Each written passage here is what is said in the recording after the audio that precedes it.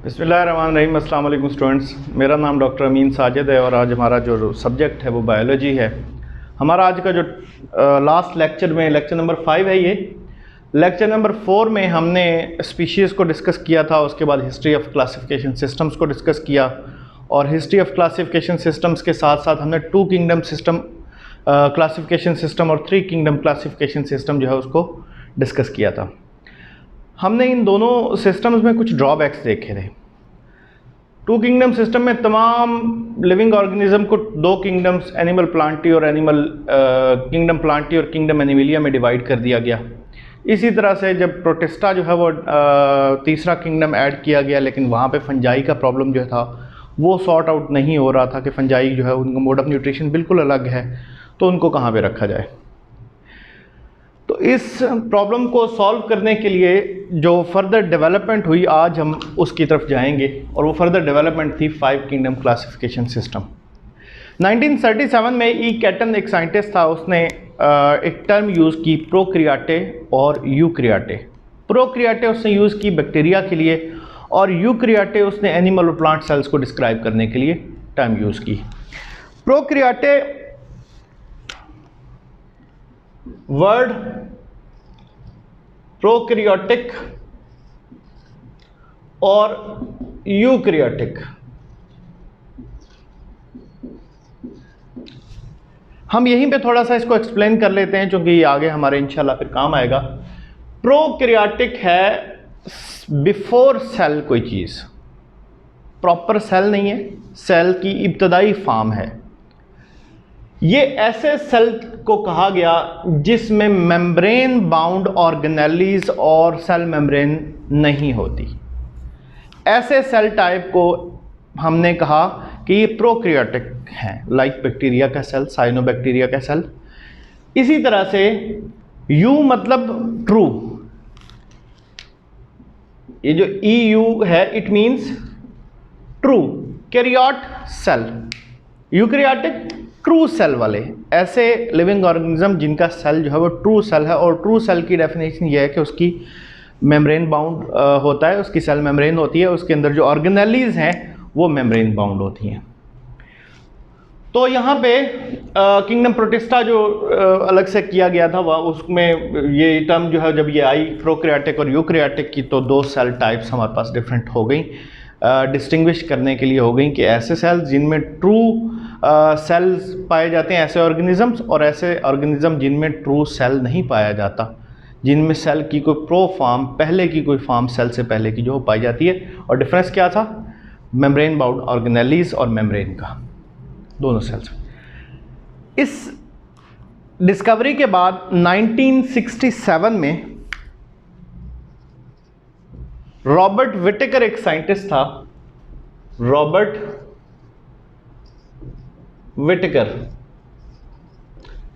इसने एक नया क्लासिफिकेशन सिस्टम जो है वो इंट्रोड्यूस किया, which was 5 kingdom classification system. 5 kingdom classification system जो है उसकी बुनियाद जो है वो 2 मेजर चीज़ों पे थी। उसमें से पहली जो चीज़ थी, इसकी जो बेसिस थी 5 किंगडम क्लासिफिकेशन सिस्टम की, उसमें पहली थी level of organization of cell. Cell का level of organization, level of cellular organization या level of organization of cell, ये पहली बेस थी। इसकी बेस पे हमारे पास जो है हम कहते थे कि कुछ प्रोकैरियोटिक सेल्स होते हैं यूनिसेलर, कुछ यूनिसेलर यूकैरियोटिक सेल्स वाले ऑर्गेनिजम्स होते हैं, कुछ मल्टी सेलुलर प्रोकैरियोटिक एनिमल्स हमारे पास, लिविंग ऑर्गेनिजम्स हमारे पास होते हैं। तो ये हमारे पास जो है वो इसकी बेस पे कुछ टाइप्स थी। उसके बाद दूसरा जो इसकी बेस थी वो थी प्रिंसिपल मोड ऑफ न्यूट्रिशन। अब मोड ऑफ न्यूट्रिशन जो है वो फोटोसिंथेसिस हो सकता है, वो एब्जॉर्प्शन हो सकता है, वो इंजेक्शन हो सकता है।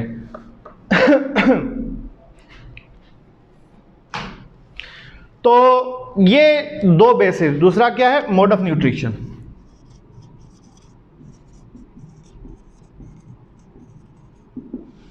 Mode of nutrition. Mode of nutrition की बेस पे मैंने बताया कि फोटोसिंथेसिस इनका मोड ऑफ न्यूट्रिशन हो सकता है। इनका मोड ऑफ न्यूट्रिशन इंजेक्शन हो सकता है, लाइक एनिमल्स में है, फोटोसिंथेसिस प्लांट्स में है। इनका मोड ऑफ न्यूट्रिशन एब्जॉर्प्शन हो सकता है, which is characteristic mode of nutrition for fungi. तो ये दो बेसिस के ऊपर, दो ग्राउंड्स के ऊपर ये क्लासिफिकेशन सिस्टम जो था वो स्टैंड करता था। अच्छा, 1998 में इसकी बेस पे उन्होंने 5 किंगडम जो थे उनमें डिवाइड किया, और 5 किंगडम कौन से थे? मोनेरा है, प्रोटिस्टा, फंजाई, प्लांटी और एनिमिलिया। इन 5 किंगडम्स में तमाम के तमाम लिविंग ऑर्गेनिज्म को डिवाइड किया गया। फर्दर 1988 में मार्गुलस एंड श्वार्ट्ज ने जो है इस 5 किंगडम सिस्टम को मॉडिफाई किया, और मॉडिफाई करके उन्होंने एक और बेस जो थी, एक और ग्राउंड जो है, एक और जो है वो पॉइंट ऐड करवाया इन दो के साथ, वो था जेनेटिक्स, कि जेनेटिक्स को भी क्लासिफिकेशन सिस्टम के अंदर कंसिडर किया जाना चाहिए। उससे किंगडम्स यही 5 ही रहे, 5 किंगडम्स ही रहे, सिर्फ जो बेसिस थी वो मॉडिफाई हुई, और कुछ जो है वो एनिमल्स उसमें लिविंग ऑर्गेनिज्म कुछ होते वो आगे पीछे हुए उसे। Now will discuss 5 kingdom classification, 5 kingdoms. जो पहला किंगडम हमारे पास है वो है kingdom Monera. Kingdom Monera, kingdom Monera की जो कैरेक्टरिस्टिक है वो है कि इसमें जो सेल टाइप है वो प्रोकैरियोटिक है। सेल टाइप मोनेरा में प्रोकैरियोटिक है।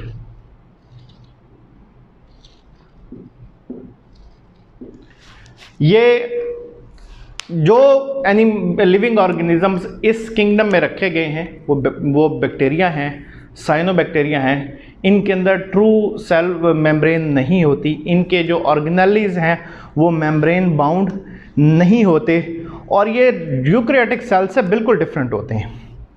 ज़्यादातर ये हेटेरोट्रॉफिक होते हैं, लाइक बैक्टीरिया जो है, लेकिन कुछ इनमें से ऑटोट्रॉफिक भी होते हैं, लाइक साइनोबैक्टीरिया। उनमें क्लोरोफिल मौजूद होता है, और क्लोरोफिल की मौजूदगी की वजह से वो अपना फूड खुद तैयार कर सकते हैं। इसके जो मेजर टाइप्स थी किंगडम मोनेरा की, जो ऑर्गेनिज्म थे उनमें बैक्टीरिया आते हैं और साइनोबैक्टीरिया आते हैं। इसी तरह से जो दूसरा किंगडम था वो था प्रोटिस्टा। किंगडम प्रोटिस्टा में यूकैरियोटिक, यूनिसेलुलर और सिंपल मल्टीसेलुलर ऑर्गेनिजम्स को रखा गया। Eukaryotic, unicellular and simple multicellular, मतलब इनका सेल ट्रू सेल था, और ये सिंपल ऑर्गेनिज्म थे। यूनिसेलुलर थे, एक ही सेल पर मुश्तमिल थे, या मल्टीसेलुलर थे, सिंपल मल्टीसेलुलर थे, यानी कि इनके प्रॉपर डिफाइंड सिस्टम नहीं थे, कॉलोनीज बना के इकट्ठे हो गए, या वैसे 2, 4, 5, 10 सेल्स के ऊपर मुश्तमिल एक छोटा सा लिविंग ऑर्गेनिज्म है। इनको एक अलग किंगडम में रखा गया। अब इस किंगडम में, किंगडम प्रोटिस्टा में 3 तरह के लिविंग ऑर्गेनिज्म थे। सबसे पहले इसमें आते हैं एल्गी। इनको हम कह सकते हैं कि these are plant like protist. Plant like protist जो अपना फूड खुद तैयार करते हैं फोटोसिंथेसिस के जरिए। उनके अंदर जो है वो क्लोरोफिल होता है, और वो अपना न्यूट्रिशन जो है उसको खुद तैयार करते हैं। ये रिजेंबल करते हैं प्लांट से, और ये यूनिसेलुलर होते हैं, कॉलोनियल होते हैं, या सिंपल मल्टीसेलुलर हो सकते हैं। इनके अंदर जो है वो specific, systematic, defined sexual organs जो है वो नहीं होते। ये एम्ब्रियो वगैरह और जो सीड और प्रॉपर जिस तरह से प्लांट्स में जो है वो सीड बनता है और अगली जनरेशन बनता है, लाइफ साइकिल पूरा चलता है, उस तरह से इनका प्रॉपर लाइफ साइकिल नहीं चलता। इसलिए इनको प्लांट्स में नहीं रखा गया। लेकिन क्योंकि ये भी फोटोसिंथेसिस के ज़रिए अपनी खुराक बनाते हैं, तो इसलिए हम इनको, कुछ सिमिलैरिटी इनकी प्लांट्स के साथ है, तो इसलिए हम इनको प्लांट लाइक प्रोटिस्ट कहते हैं। और इसमें एल्गी जो है वो सबसे बड़ी एग्जांपल इसकी आती है। सेकंड एग्जांपल इसी प्रोटिस्ट की है प्रोटोजोआ। प्रोटोजोआ को एनिमल लाइक प्रोटिस्ट कहा जाता है, क्योंकि इनका मोड ऑफ न्यूट्रिशन जो है वो हेटेरोट्रॉफिक है। ये दूसरे लिविंग ऑर्गेनिज्म से अपना न्यूट्रिशन जो है वो हासिल करते हैं, इसलिए इनको एनिमल लाइक प्रोटिस्ट भी कहा जाता है। ये ऑर्गेनिक मटेरियल्स के ऊपर जो है अपना गुजारा करते हैं, और डाइजेस्टिव एंजाइम्स सेक्रीट करते हैं, डीकम्पोजर्स होते हैं, ठीक है। और जो अपने स्मॉल ऑर्गेनिक मॉलिक्यूल्स को एब्जॉर्ब करके अपने लिए फूड जो है वो इससे हासिल करते हैं। इसकी एग्जांपल्स अगर हम बात करें तो इसमें जो है वो बहुत सारे ऐसे ऑर्गेनिज्म आते हैं जिनमें अमीबा है जो डायसेंट्री काज करता है, डिजीज़ वगैरह भी काज करते हैं। इसके अलावा प्रोटोजोन में प्लाज्मोडियम भी आता है, जिसका हमने लास्ट टॉपिक जो था लास्ट चैप्टर में जो है वो मलेरिया में डिटेल से डिस्कस किया था उसको।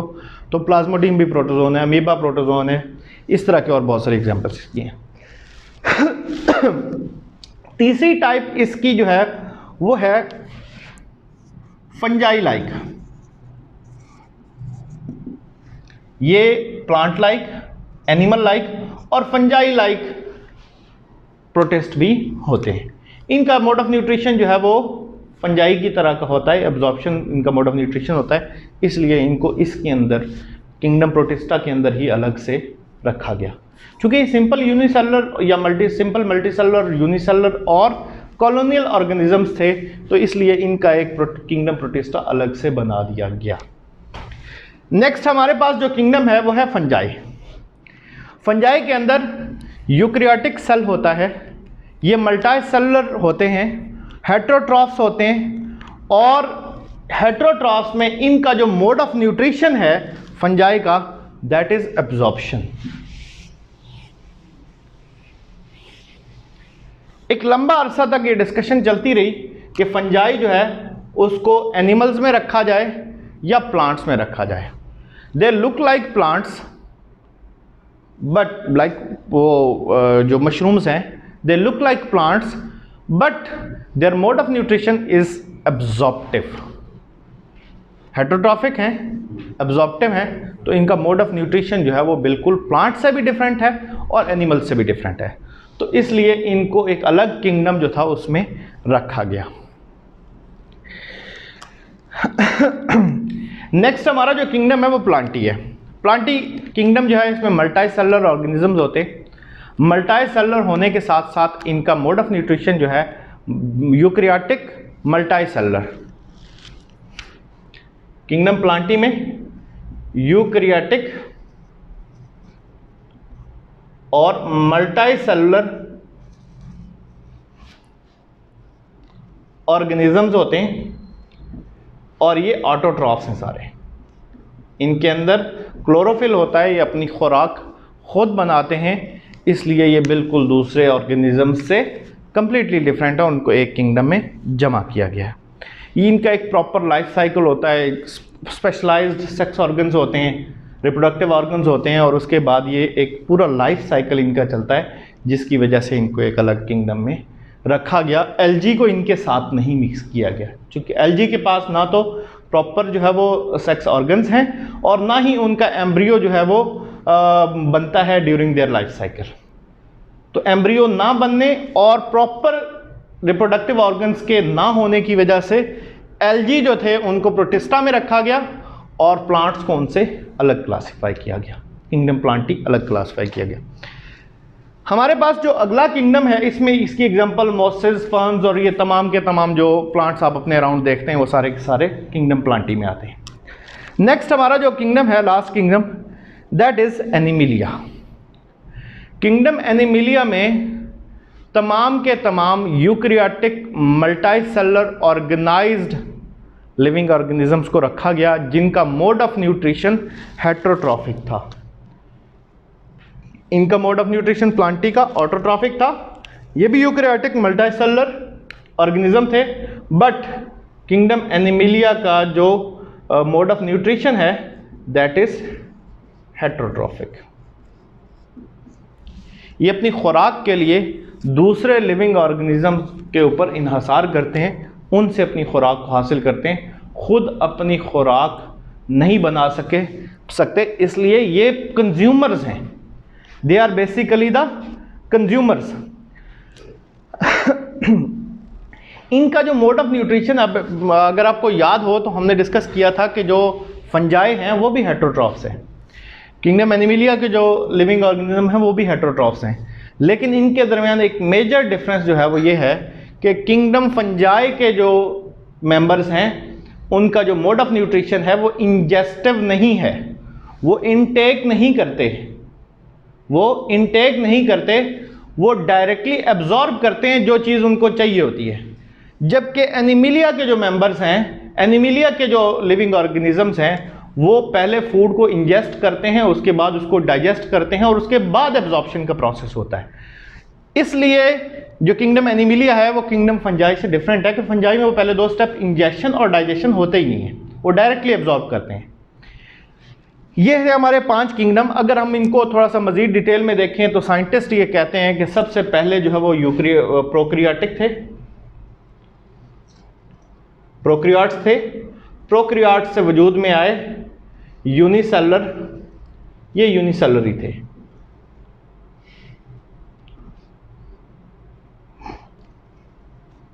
प्रोक्रियाट से यूनिसेलर, प्रोक्रियाट से यूनिसेल्युलर यूकैरियोट्स आफ्टर एवोल्यूशन बने और उसके बाद फिर मल्टीसेलुलर और फिर ये जो अगले सारे जो है वो बने।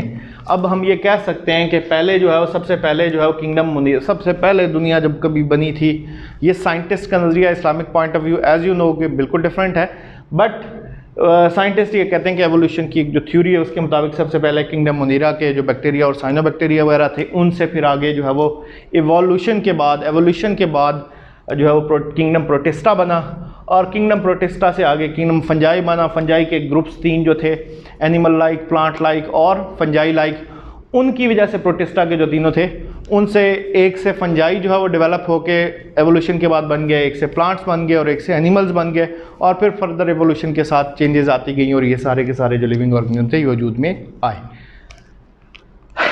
But keep in mind this should be up to this book.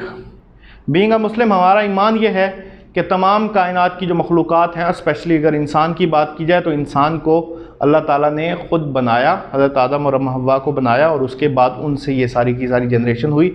हम किसी भी दूसरे लिविंग ऑर्गेनिज्म से इवॉल्व होके नहीं बने।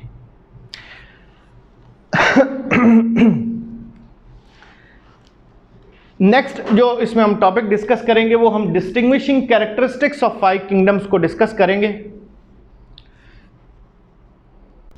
जी तो स्टूडेंट्स, अब हमारा जो नेक्स्ट टॉपिक है वो है डिस्टिंग्विशिंग कैरेक्टरिस्टिक्स ऑफ 5 किंगडम। अगर हम 5 किंगडम्स के जो एनिमल लिविंग ऑर्गेनिजम्स हैं उनको अगर एक दूसरे से डिफरेंशिएट करना चाहें तो हम किस तरह से डिफरेंशिएट कर सकते हैं। तो इसके लिए जो हमारे पास पॉइंट्स हैं, जिन पॉइंट्स के ऊपर, जिन कैरेक्टरिस्टिक्स के ऊपर हम इनको डिफरेंशिएट कर सकते हैं वो है cell type, cell wall, mode of nutrition और मल्टीसेलुलरिटी।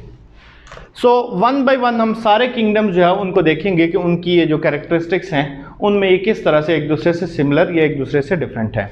फर्स्ट ऑफ ऑल अगर हम किंगडम मुनीरा को देखते हैं तो इनकी जो सेल टाइप है वो, जैसा कि हमने डिस्कस किया कि मुनीरा जो है वो प्रोटिस्ट होते हैं, प्रोकैरियोटिक होते हैं, प्रोकैरियोटिक। इनके जो सेल टाइप है वो प्रोकैरियोटिक होती है और हमने ऑलरेडी डिस्कस किया था कि किंगडम प्रोटिस्टा के मुनीरा के प्रोटिस्ट से, प्रोकैरियोटिक सेल से प्रोटिस्टा बना और प्रोटिस्टा से फिर अगले 3 ऑर्गेनिज्म जो किंगडम से वो वजूद में आए as per the evolution theory which we do not believe.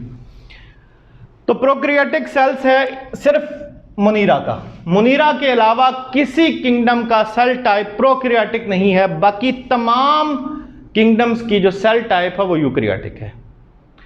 तो ये जितने भी हमारे पास किंगडम्स हैं बाकी, इनमें सब में जो सेल टाइप है वो यूकैरियोटिक है।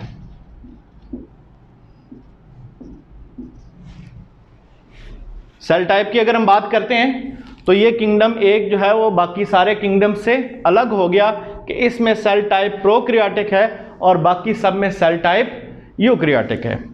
इसी तरह से अगर हम सेल वॉल की बात करें तो पहले हम ये देख लेते हैं कि सेल वॉल होती कहाँ कहाँ है। ठीक है, किंगडम मुनीरा में सेल वॉल होती है, इनमें सेल मेम्ब्रेन नहीं होती, मेम्ब्रेन बाउंड ऑर्गेनेलिज नहीं होती। प्रोटिस्टा में सेल वॉल हो भी सकती है और नहीं भी हो सकती। जो एनिमल लाइक हैं उनमें सेल वॉल नहीं होगी, जो प्लांट लाइक हैं, जो फंजाई लाइक हैं उनमें सेल वॉल होगी। इसी तरह से फंजाई में सेल वॉल होगी, प्लांटी में सेल वॉल होगी, लेकिन एनिमिलिया में सेल वॉल नहीं होगी। आउटर मोस्ट जो कवरिंग है वो सेल मेम्ब्रेन होगी। अब इसमें भी डिफरेंस है। अब इसमें हमें ये पता चला कि एक मुनीरा, प्लांटी और फंजाई में सेल वॉल होती है, ठीक है। प्रोटिस्टा में दोनों ऑप्शन है, हो भी सकती है नहीं भी हो सकती, एनिमिलिया में नहीं होती।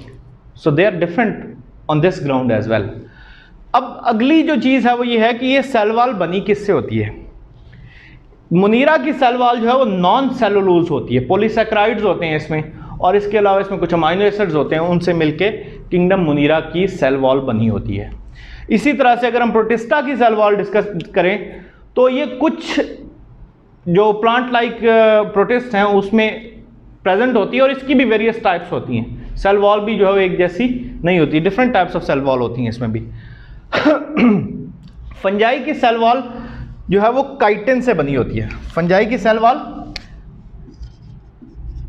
काइटिन से बनी होती है। एक डिस्टिंग्विशिंग कैरेक्टरिस्टिक है फंजाई की कि फंजाई की सेल वॉल काइटिन से बनी होगी। इसकी सेल वॉल जो है वो नॉन सेलुलोज से मिलकर से बनी होगी।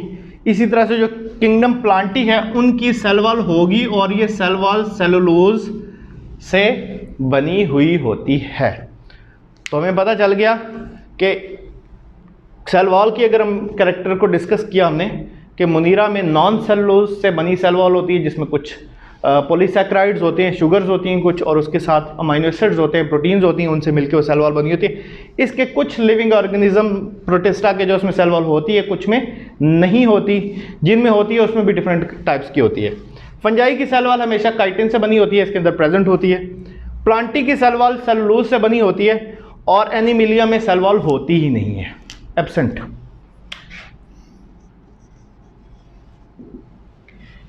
इसी तरह से अगर हम मोड ऑफ न्यूट्रिशन की बात करें तो जो पहला हमारे पास किंगडम है मुनीरा, उसमें वो ऑटोट्रॉफ भी हो सकते हैं, वो हेटरोट्रॉफ्स भी हो सकते हैं। हमने डिस्कस किया था कि बैक्टीरिया जो वो हेटरोट्रॉफ्स होते हैं, दूसरों से अपनी खुराक हासिल करते हैं। जो साइनोबैक्टीरिया है उनके अंदर क्लोरोफिल होता है, तो अपनी खुराक खुद बना सकते हैं फोटोसिंथेसिस के जरिए। तो ये ऑटोट्रॉफ्स भी हैं और हेटरोट्रॉफ्स भी हैं। थोड़ा ब्रीफली लिखने की कोशिश कर रहा हूँ। ऑटो और हेट्रो दोनों हो सकते हैं। इसी तरह से अगर हम प्रोटिस्टा की बात करें तो प्रोटिस्टा में हमने देखा था कि इसमें प्लांट लाइक एल्गी थे, एनिमल लाइक प्रोटोजोन थे, और फंजाई लाइक भी थे। तो इनमें भी ऑटो और हेट्रो दोनों मोड ऑफ न्यूट्रिशन हो सकते हैं। इवन इनमें एब्जॉर्प्टिव मोड ऑफ न्यूट्रिशन जो है वो भी हो सकता है, कम्बिनेशन भी हो सकता है, ऑटोट्रॉफ हेट्रोट्रॉफ दोनों का कम्बिनेशन भी हो सकता है इनमें प्रोटिस्टा में। तो यहां पे हम ऑटो हेट्रो और हेट्रो और कॉम्बिनेशन दोनों मोड ऑफ न्यूट्रिशन इनमें हो सकते हैं। ऑटो भी हो सकता है, हेट्रो भी हो सकता है, सेम लिविंग ऑर्गेनिज्म। फंजाई की अगर हम बात करें तो फंजाई जो है ये हेट्रोट्रॉफ्स हैं, बट ये एब्जॉर्प्टिव हैं, एब्जॉर्ब करते हैं, जज़ब करते हैं, सक कर लेते हैं, अपनी जो रिक्वायर्ड फूड मटेरियल है वो उसको जज़ब करते हैं और यूज करते हैं। उसके बाद प्लांटी आता है, तो प्लांटी जो है वो ऑटोट्रॉफिक हैं, अपनी खुराक फोटोसिंथेटिक ऑटोट्रॉफ्स इनको कहा जाता है कि ये फोटोसिंथेसिस के जरिए अपनी खुराक खुद बनाते हैं। तो हम शॉर्टली इसको ये कहें तो ये ऑटोट्रॉफ्स हैं, ये भी ऑटोट्रॉफ्स हैं। एनिमिलिया की बात करें तो Animalia are totally heterotrophs, but इनकी खास बात यह है जो फंजाई से इनको डिफरेंट करवाती है वो है कि ये इंजेस्टिव हैं, ये इंजेस्टिव हैं, ये अपना फूड जो है उसको रॉ फॉर्म में, खाम शक्ल में इंजेस्ट करते हैं। फॉर एग्जांपल अगर हम एनिमिलिया में से ही हैं में प्लेस होते हैं तो हम अपना खाना जो है वो खाते हैं, लेकिन हमारे जिस्म को ज़रूरत है ग्लूकोज की, तो हम डायरेक्टली ग्लूकोज तो नहीं खाते ना, हम तो ऐसी चीज़ें खाते हैं जिसके अंदर ग्लूकोज होता है। अब वो खाना हम खाते हैं, उसके बाद वो खाना जो है उसकी फर्दर ब्रेकडाउन होती है, डाइजेशन होती है। डाइजेशन के बाद हमारे जो डाइजेस्टिव सिस्टम है वहाँ से वो अब्जॉर्ब होकर ब्लड में ग्लूकोज की शक्ल में पहुँचता है। फंजाई डायरेक्टली, अगर फंजाई को लेट्स सपोज अगर फंजाई को भी ग्लूकोज चाहिए तो डायरेक्ट ग्लूकोज ही को एब्जॉर्ब करेगा। वो पहले अंदर ला के अपनी बॉडी के उसको तोड़ेगा नहीं, बाहर ही उसको तोड़ के उसमें से जब वो ग्लूकोज निकाल लेगा तो ग्लूकोज को अब्जॉर्ब कर लेगा। ये डिफरेंस है फंजाई और एनीमिलिया के अंदर। हमारा आज का जो लास्ट टॉपिक है वो है स्टेटस ऑफ वायरसेस। इसने साइंटिस्ट को काफ़ी परेशान रखा है और ये बड़ा मज़े का जो है चीज़ है। सॉरी, मल्टीसेलुलर को हम डिस्कस कर रहे थे। मल्टीसेलुलर सिंपल मुनीरा जो है वो यूनिसेलुलर होते हैं, प्रोटिस्टा यूनिसेलुलर सिंपल मल्टीसेलुलर हो सकते हैं, फंजाई मल्टीसेलुलर हो सकते हैं, यूनिसेलुलर भी हो सकते हैं, एनीमिलिया और प्लांटी मल्टीसेलुलर ही होते हैं और यूकैरियोटिक होते हैं।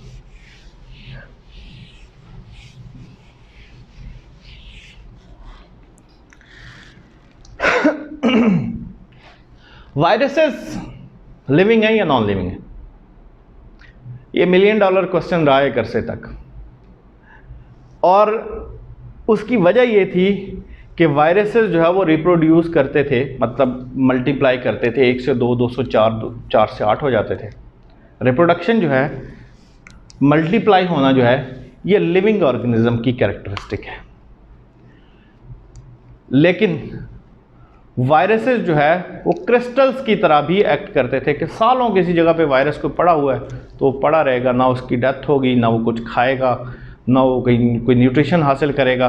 वो अपनी जगह पे एक जो है वो क्रिस्टल की तरह से, बेजान चीज़ की तरह से पड़ा रहेगा, ना वो उसकी डेथ होगी और ना ही वो जो है वो जो न्यूट्रिशन है उसको हासिल करेगा, ना रिप्रोडक्शन करेगा, सुकून से अपनी जगह पर पड़ा रहेगा। तो इस वजह से साइंटिस्ट बड़े कंफ्यूज थे। फिर हमने तमाम के तमाम जो ये लिविंग ऑर्गेनिज्म डिस्कस किए, इनके अंदर सेल होता है, कम से कम इनके अंदर सेल होता है। वायरसेस का कोई सेल नहीं है। वायरसेस सिंपल सा ऑर्गेनिज्म है, उसमें जो है वो ये उसका जो है वो आउटर प्रोटीन कोट होता है और अंदर जो है ये जेनेटिक मटेरियल डीएनए होता है।